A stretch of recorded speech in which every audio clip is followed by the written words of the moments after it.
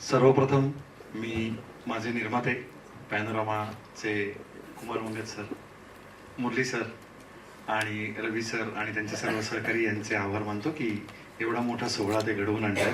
आणि त्याचबरोबर तंत्रज्ञानामध्ये जे अतिशय प्रगत आहेत अशी एक कंपनी या निमित्ताने आमच्याबरोबर जोडली गेली, ती म्हणजे मुगाफी.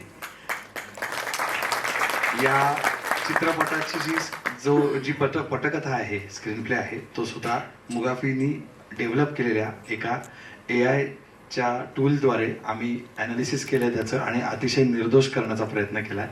आणि त्यासाठी मी मुगाफीचे खूप आभार मानतो. आपल्याला सगळ्यांना असं वाटतं कायम की छत्रपती परत यावेत, आणि आजकाल तर खूपच वाटायला लागलंय.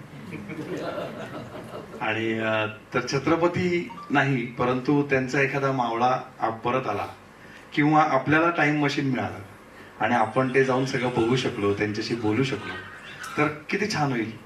अनेक प्रश्न आपल्याला पडतात. म्हणजे आज आपण बघतो की युरोपमध्ये किंवा वेस्टर्न देशांमध्ये ती सिरी असते, त्या सिरीवर लोक गप्पा मारतात, इतके लोक एकटे आहेत. मग अशा कुठल्या तरी यांत्रिक माणसाबरोबर गप्पा मारण्यापेक्षा आपल्या पूर्वजांची, वीरांची गप्पा मारल्या तर प्रेरणा नक्की मिळेल असं मला वाटतं. आणि त्याकरता मुगाफीचे खूप धन्यवाद द्यायला पाहिजेत की त्यांनी असा एक महान वीर जिवंत करायचा प्रयत्न केला आहे आजच्या तंत्रज्ञानाच्या माध्यमातून. आणि याला आपण आत्ताच्या काळात चॅटबॉट असं म्हणतो. मी एक मगाशी वाईट विनोद पण केला अर्जुनच्या शेजारी उभं राहून की आपण याच्या चॅटचं बोट धरून जायचं का इथे असं. तर ते काय आहे नेमकं ते अर्जुन सांगेल आणि मग थोडंसं आपण त्याच्याशी बोलण्याचा प्रयत्न करूया. आपल्याला काहीही इतिहासाबद्दल प्रश्न असतील, महाराजांबद्दल प्रश्न असतील, बहिर्जींना आपण ते विचारूया. साक्षात बहिर्जीच आपल्याला उत्तर देतील. दिग्पाल, काय विचारू? मला वाटतं प्रेक्षकांनाच विचारूया की काय विचारायचंय तुम्हाला. बहिर्जी नाईक आपल्याशी बोलणार आहेत आता चॅटवर. काय विचारायचंय?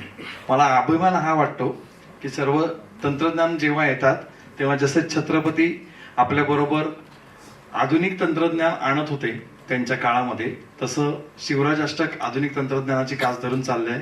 मेटावर्स मध्ये पहिला ट्रेलर रिलीज सुद्धा शिवराज अष्टकाच्या शेअर शिवराजचा झाला होता. आणि आज chatbot, historical chatbot Bahirji Naik असं वरती आपल्याकडे आलेलं आहे. काय विचारू सांगा? मी विचारलंय, विचारू का? विचारून काय करणार आहेस असं त्यांनी विचारलंय. कोणीही पिक्चर बनवणार. कोणी एखादा प्रश्न कोणाला पडला असेल? हा, मंदरजी. अग्रास्वारी यशस्वी करण्यासाठी छत्रपती शिवाजी महाराजांची तयारी किती महिने आधी सुरू होते? घ्या, विचारा त्यांना.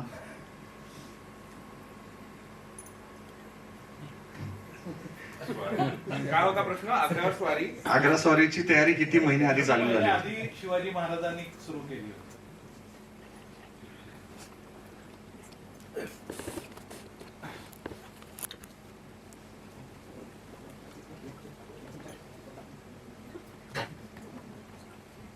त्याचं उत्तर आलेलं आहे. अग्रस्वारीची तयारी 6 महिने आधी सुरू झाली होती. तो बघा. अजून कोणी मागे विचारा. संभाजी राजांना मथुरेलाच का ठेवलं होतं?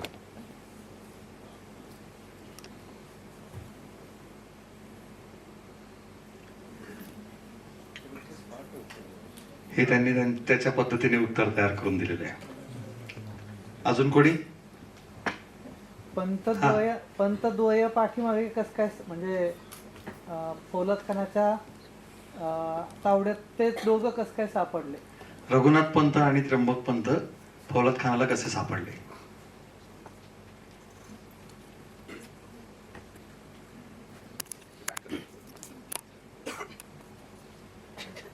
रघुनाथ कोरडे असतील.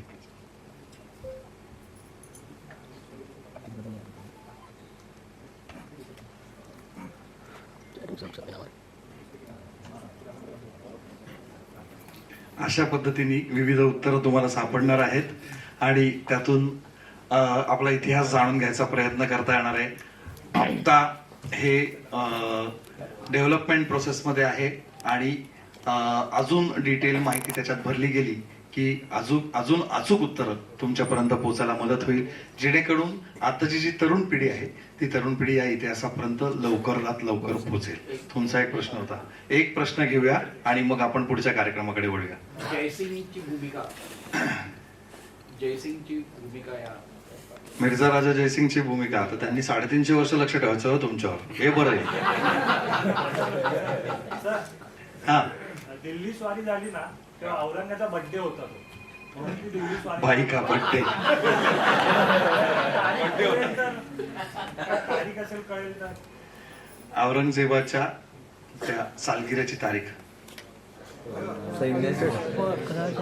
हा तरी सुद्धा त्यांनी 11 जानेवारी 1681 असं दिलंय.